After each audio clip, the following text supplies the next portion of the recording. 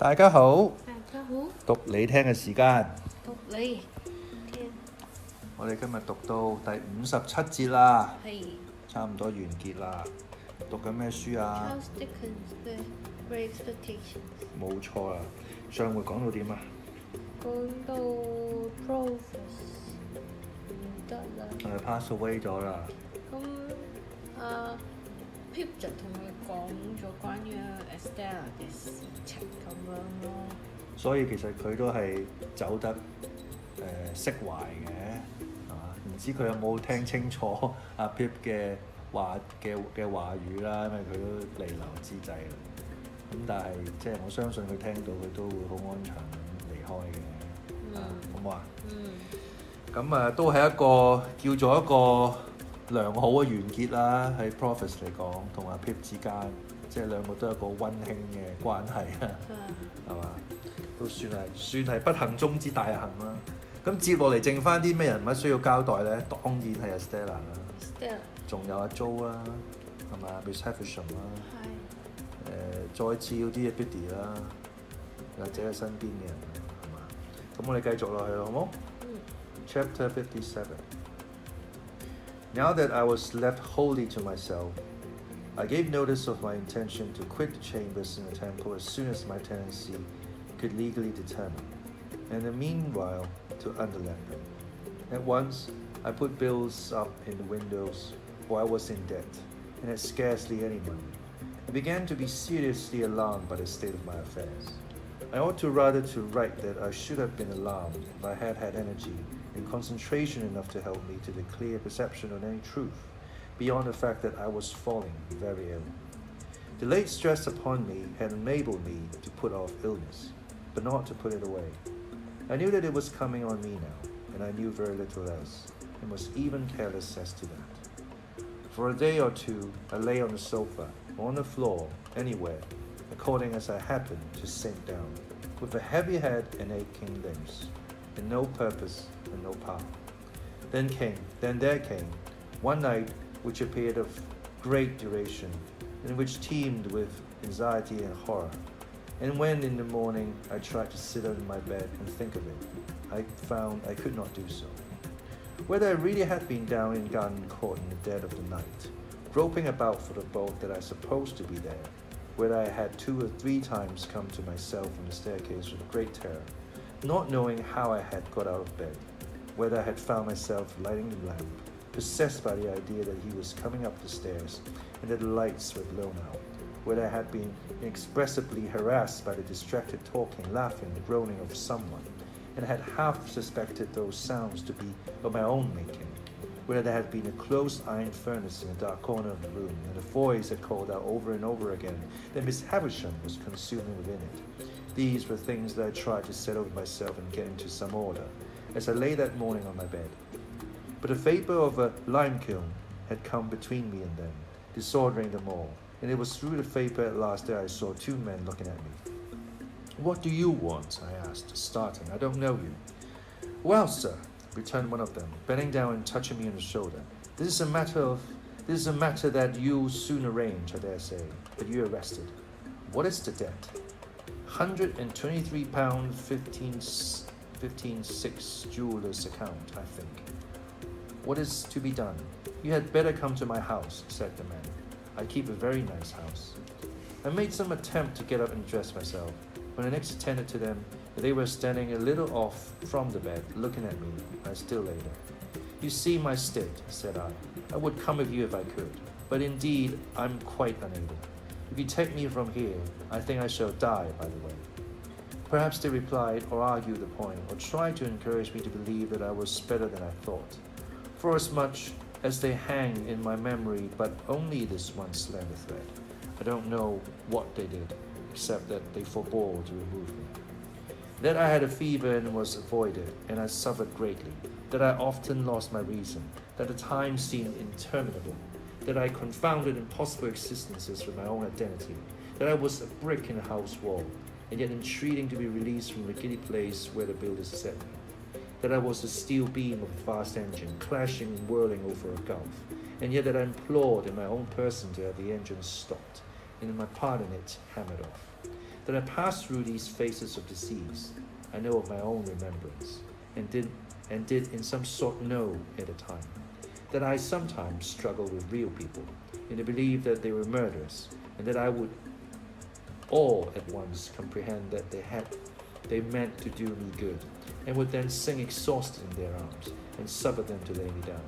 I also knew at the time, but above all, I knew that there was a constant tendency in all these people who, when I was very ill, would present all kinds of extraordinary transformations of the human face, and would be much dilated in size. Above all, I say, I knew that there was an extraordinary tendency in all these people, sooner or later, to settle down into the likeness of Joe.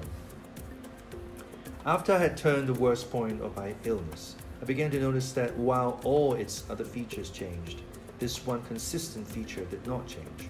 Whoever came about me still settled down into Joe. I opened my eyes in the night and I saw in the great chair at the bedside, Joe. I opened my eyes in the day and sitting on a window seat, smoking his pipe in the shaded open window. Still I saw Joe. I asked for a cooling drink, and the dear hand that gave it me was Joe's. I sank back on my pillow after drinking, and the face that looked so hopefully and tenderly upon me was the face of Joe. At last one day I took courage and said, "Is it Joe?" And a dear old home voice answered, "Which it air, old chap." "Oh, Joe, you break my heart. Look angry at me, Joe. Strike me, Joe. Tell me of my ingratitude. Don't be so good to me." For Joe had actually laid his head down on the pillow by my side and put his arm round my neck, in his joy that I knew him. "Which dear old Pip, old chap," said Joe. "You and me was ever friends, and when you're well enough to go out for a ride, what laughs." After which, Joe withdrew to the window and stood with his back towards me, wiping his eyes. And as my extreme weakness prevented me from getting up and going to him, I lay there, penitently whispering, "Oh, God bless him! Oh, God bless this gentle Christian man." Joe's eyes were red when I next found him beside me, but I was holding his hand, and we both felt happy. "How long, dear Joe?" "Which you meant to say, Pip, how long have your illness lasted, dear old chap?" "Yes, Joe. It's the end of May, Pip. Tomorrow is the 1st of June. Have you been here all that time, dear Joe?" "Pretty night, old chap." But as I says to Biddy, when the news of you being ill were brought by letter, which you were brought by the post, and being formerly single, he is now married through underpaid of a deal of walking and shoe leather. But wealth were not an object on his part, and marriage were the great wish of his heart. "It is so delightful to hear from you, Joe, but I interrupt you in what you said to Biddy." "Which it were," said Joe, "that how you might be among strangers, and that how you and me have been ever friends. A visit at such a moment might not prove except probable." At Biddy, her word were, "Go to him without loss of time, that," said Joe, summing up his judicial air. "Were the word of Biddy. Go to him," Biddy say, "without loss of time. In short, I shouldn't greatly deceive you," Joe added, after a little grave reflection, "if I represented to you that the word of that young woman were, without a minute's loss of time." There Joe cut himself short, and informed me that I was to be taught, too, in great moderation, and that I was to take a little nourishment at stated frequent times, whether I felt inclined for it or not, and that I was to submit myself to all his orders. So I kissed his hand and lay quiet, while he proceeded to indite a note to Biddy with my love in it. Evidently, Biddy had taught Joe to write. As I lay in bed looking at him, it made me, in my weak state, cry again with pleasure to see the pride with which he said about his letter. My bedstead, divested of its curtains, had been removed, with me upon it, into the sitting room as the airiest and largest, and the carpet had been taken away, and the room kept always fresh and wholesome night and day. And my own writing table, pushed into a corner cumbered with little bottles, Joe now sat down to his great work, first choosing a pen from the pen tray as if it were a chest of large tools, and tucking up his sleeves as if he were going to wield a crowbar or sledgehammer. It was necessary for Joe to hold on heavily to the table with his left elbow, and to get his right leg well up behind him, before he could begin. And when he did begin, he made every downstroke so slowly that it might have been 6 feet long, while at every upstroke I could hear his pen spluttering extensively. He had a curious idea that the inkstand were on the side of him where it was not, and constantly dipped his pen into space, and seemed quite satisfied with the result. Occasionally he was tripped up by some orthographical stumbling block, but on the whole he got on very well indeed. And we had signed his name and had removed the fishing blot from the paper to the crown of his head with his 2 forefingers. He got up and hovered about the table, trying to effect his performance from various points of view as it lay there, with unbounded satisfaction. Not to make Joe uneasy by talking too much, even if I had been able to talk much, I deferred asking him about Miss Havisham until next day. He shook his head when I then asked him if she had recovered. "Is she dead, Joe?" "Why, you see, old chap," said Joe, in a tone of remonstrance, and by way of getting at it by degrees, "I wouldn't go so far as to say that, for that's a deal to say, but she ain't." "Living, Joe?" "That's nigher where it is," said Joe. "She ain't living." "Did she linger long, Joe?" "Arter you was took ill, pretty much about what you might call a week," and Joe stood determined, on my account, to come at everything by degrees. "Dear Joe, have you heard that what becomes of her property?"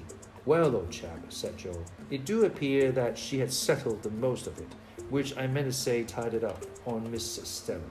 But she had wrote out a little codicil in her own hand a day or 2 before the accident, leaving a cool 4,000 to Mr. Matthew's pocket.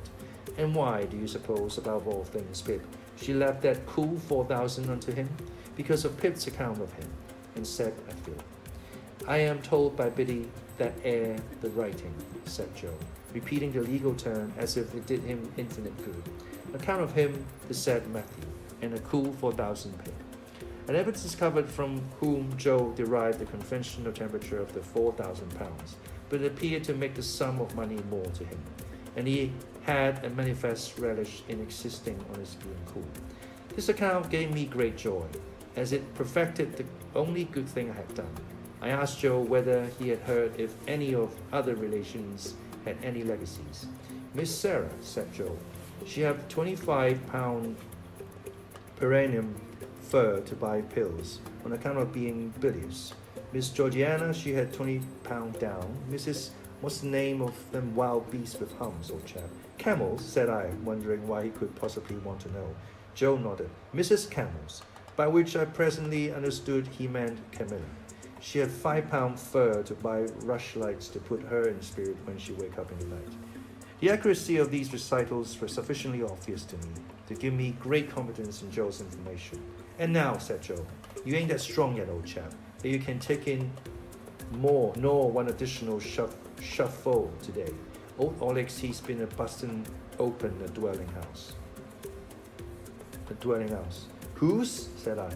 "Not, I grant you, but what his manner is given to blusterous," said Joe apologetically. "Still, an Englishman's house is his castle, and castles must not be busted except when done in wartime. And what some are the failings on his part, he were a corn and seedsman in his heart. Is it Pumblecook's house that he had been broken into then?" "That's it, Pip," said Joe. "And they took his still, and they took his cash box, and they drank his wine, and they partook his victuals, and they slapped his face, and they pulled his nose, and they tied him up on his bedpost, and they give him a dozen, and they stuff his mouth full of flowering animals and prevent his crying out. But he knowed Oleg, and Oleg's in the county jail." By these approaches we arrived at unrestricted conversation. I was slow to gain strength, but I did slowly and surely become less weak, and Joe stayed with me, and I fancied I was a little Pip again. For the tenderness of Joe was so beautifully proportioned to my need that I was like a child in his hands. He would sit and talk to me in the old confidence, and with the old simplicity and the old unassertive protecting way, so that I would half believe that all my life since the days of the old kitchen was one of the mental troubles of a fever that was gone. He did everything for me except the household work, for which he had engaged a very decent woman after paying off the laundress on his first arrival, which I do assure you, Pip, he would often say in explanation of that liberty. I found her tapping the spare bed like a cask of beer and drawing off the feathers in the bucket for sale, which she would have tapped yourn next, and drawn it off with you laying on it, and was then carrying away the coals gradually in the soup tureen and vegetable dishes, and the wine spirits in your Wellington boots. We looked forward to the day when I should go out for a ride, as we had once looked forward to the day of my apprenticeship. And when the day came, and an open carriage got into the lane, Joe wrapped me up and took me in his arms, carried me on down to it, and put me in, as if I was still the small helpless creature to whom he had so abundantly given the wealth of his great nature. And Joe got in beside me, and we drove away together into the country where the rich summer growth were already on the trees and on the grass, and sweet summer scents filled all the air. The day happened to be Sunday, and when I looked on the loveliness around me and thought how it had grown and changed, and how the little wildflowers had been forming, and the voice of the birds had been strengthening by day and by night, under the sun and under the stars, while poor I lay burning and tossing on my bed, the mere remembrance of having burned and tossed there came like a check upon my peace. But when I heard the Sunday bells and looked around a little more upon the outspread beauty, I felt that I was not nearly thankful enough, that I was too weak yet to be even that, and I laid my head on Joe's shoulder, as I had laid long ago when he had taken me to the fair or where not, and it was too much for my young senses. More composure came to me after a while, and we talked as we used to talk, lying on the grass at the old battery. There were no change whatever in Joe. Exactly what he had been in my eyes then, he was in my eyes still, just as simply faithful and as simply right. When we got back again, he lifted me out and carried me so easily across the court and up the stairs. I thought of that eventful Christmas day when he had carried me over the marshes. We had not yet made any allusions to my change of fortune, nor did I know how much of my late history he was acquainted with. I was so doubtful of myself now, and put so much trust in him, that I could not satisfy myself whether I ought to refer to it, whether he did not.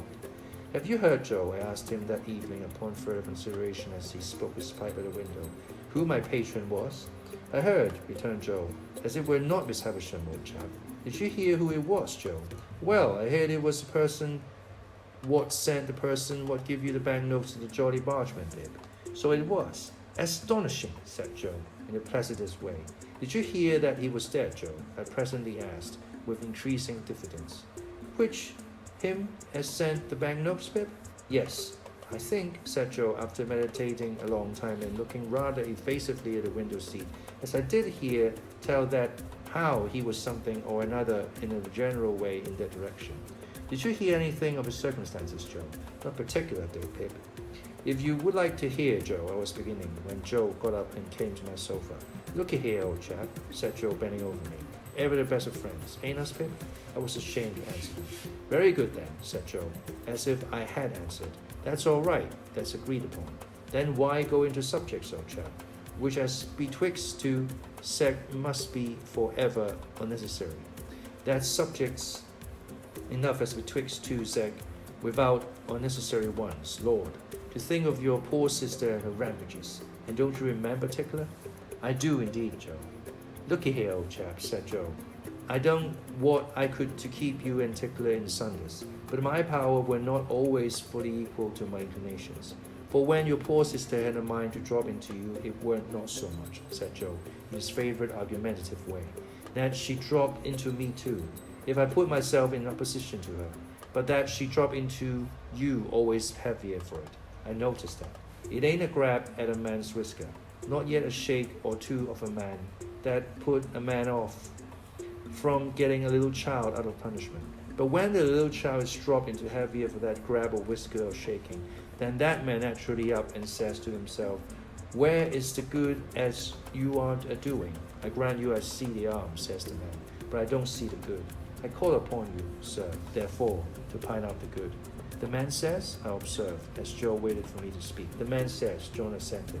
'Is he right, that man?' 'Dear Joe, he is always right.' 'Well, old chap,' said Joe, 'then abide by your words. If he's always right, he's right when he says he is.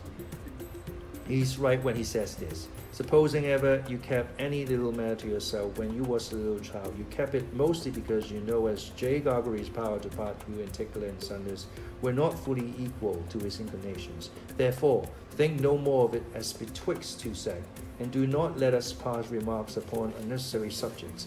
Really give yourself a deal of trouble with me afore I left, as I should view it in this light, and viewing it in this light, as I should go, so put it. Both of which, said Joe, quite charmed with his logical arrangement. Being done, now this to you a true friend say, namely, you mustn't go overdo on it, but you must have your supper and your wine and water, and you must be put betwixt the sheets. The delicacy with which Joe dismissed this theme, and the sweet tact and kindness with which Biddy, who with her woman's wit had found me out so soon, had prepared him for it, made a deep impression on my mind. But whether Joe knew how poor I was, and how my great expectations had all dissolved, like our own marsh mists before the sun, I could not understand. Another thing in Joe that I could not understand when it first began to develop itself, but which I soon arrived at a sorrowful comprehension of, was this. As I became stronger and better, Joe became a little less easy with me. In my weakness and entire dependence on him, the dear fellow had fallen into the old tone, and called me by the old names, the dear old pip, old chap, that now were music in my ears. I too had fallen into the old ways, only happy and thankful that he let me. But imperceptibly, though I held by them fast, Joe's hold upon them began to slacken, and whereas I wondered at this at first, I soon began to understand that the cause of it was in me, and that the fault of it was all mine. Had I given Joe no reason to doubt my constancy, and to think that in prosperity I should grow cold to him and cast him off? Had I given Joe's innocent heart no cause to feel instinctively that as I got stronger, his hold upon me would be weaker, and that he had better loosen it in time and let me go before I plucked myself away? It was on the third and fourth occasion of me going out walking in the temple gardens, leaning on Joe's arm, that I saw this change in him very plainly. We had been sitting in the bright, warm sunlight, looking at the river, and I chanced to say as we got up, "See, Joe, I can walk quite strongly now. You shall see me walk back by myself." "Which do not overdo it, Pip," said Joe, "but I shall be happy for to see you able, sir." The last word grated on me, and how could I remonstrate? I walked no further than the gate of the gardens, and then pretended to be weaker than I was, and asked Joe for his arm. Joe gave it to me, but was thoughtful. I, for my part, was thoughtful too, for how best to check this growing change in Joe was a great perplexity to my remorseful thoughts. That I was ashamed to tell him exactly how I was placed and what I had come down to, I do not seek to conceal, but I hope my reluctance was not quite an unworthy one. He would want to help me out of his little savings, I knew, and I knew that he ought not to help me, and that I must not suffer him to do it. It was a thoughtful evening with both of us, but before we went to bed, I had resolved that I would wait over tomorrow being Sunday, and would begin my new course for the new week. On Monday morning, I would speak to Joe about this change. I would lay aside this last vestige of reserve. I would tell him what I had in my thoughts and why I had not decided to go out to Herbert, and then the change would be conquered forever. As I cleared, Joe cleared, as it seemed as though he had sympathetically arrived at a resolution too. We had a quiet day on a Sunday, and we rode out into the country and then walked into the fields. "I feel thankful that I have been ill, Joe," I said. "Dear old Pip, old chap, you're most come around, sir." "It has been a memorable time for me, Joe." "Likewise for myself, sir," Joe returned. "We have had a time together, Joe, that I can never forget. There were days once, I know, that I did for a while forget, but I never shall forget these." "Pip," said Joe, appearing a little hurried and troubled, "there has been lots, and dear sir, what have been betwixt us have been." At night, when I had gone to bed, Joe came into my room, as he had done all through my recovery. He asked me if I felt sure that I was as well as in the morning. "Yes, dear Joe, quite. And I'm always a little stronger, old chap." "Yes, dear Joe, steadily."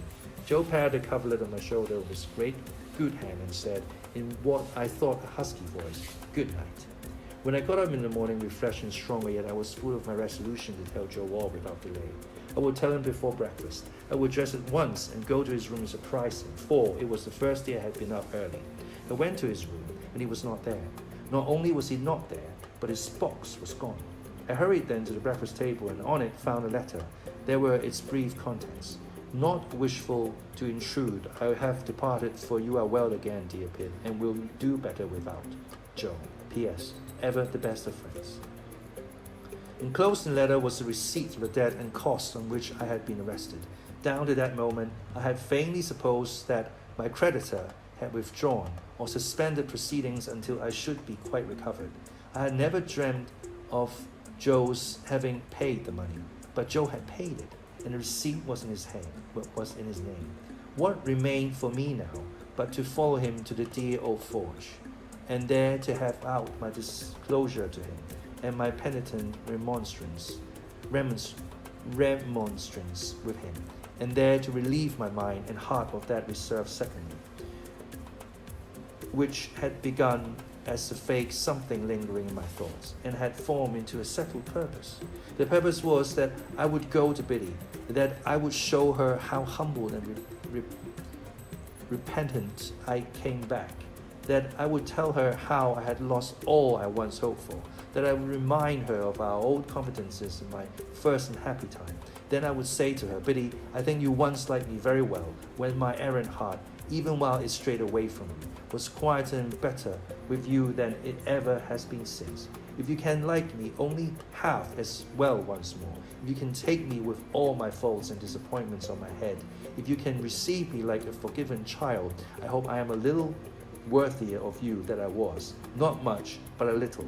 And Biddy, it shall rest with you to say whether I shall work at the forge with Joe, or whether I shall try for any different occupation down in this country, or whether we shall go away in a distant place where an opportunity awaits me, which I set aside, when it was offered, until I knew your answer.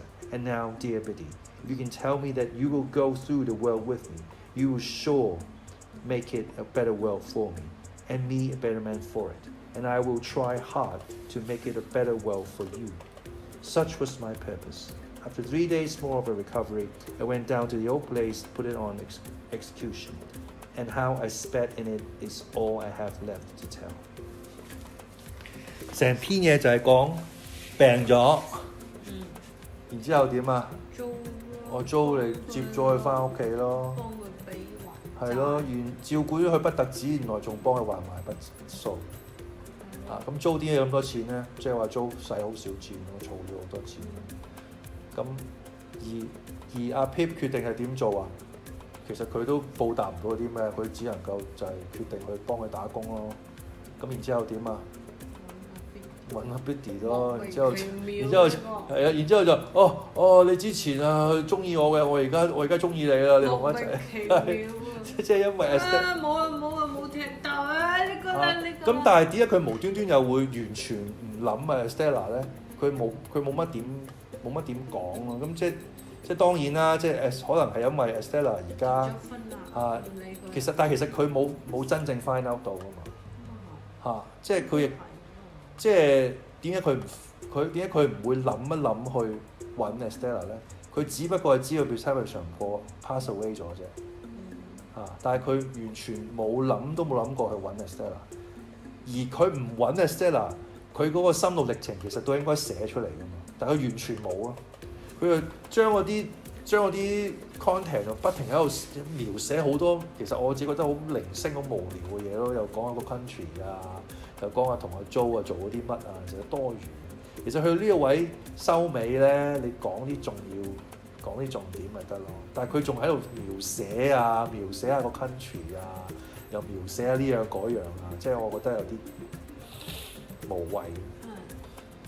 咁但係去到呢個位，阿 Joe 嘅結局完咗未咧？都未算完嘅，因為根據阿 Pip 嘅計劃，佢就係要揾阿 Joe 嘛，即係幫阿 Joe 打工去報答佢啊嘛，所謂啦。你覺得你報答人啫，人哋可能唔覺得你幫一手。但係咁即係話其實阿 Joe 仲有出場嘅地方嘅咁阿 Biddy 當然亦都有戲啦，因為啱嗰段佢只不過係佢自己內心諗要同 Biddy 講咩啫，佢未同 Biddy 講㗎嘛。咁即係話阿 Joe 同 Biddy 都仲有啲戲嘅 ，Bishop 就 sorry 啦，冇咗啦，係咪？咁仲有邊個啊？仲有 Stella 咯。到而家都唔寫佢，到而家都唔講佢。咁剩翻嘅就係阿 Joe、Stella、Biddy 講呢幾個人。當然仲可以提下 Mr. Jaggers 啊嗰啲嘅，但係嗰啲係啦，仲有 Herbert， 但係佢好似話佢唔想揾阿 Herbert 啦。而 Herbert 亦都冇問題啦，完全即係佢完全係生活到㗎啦，所以其實冇乜所謂。就係咁啦，好啊。咁下一次繼續睇啦，即係阿 Jo，即係會講阿 Pip 翻鄉下啦，揾阿 Jo 同 Biddy 啦，基本上，好嘛？下次繼續，拜拜。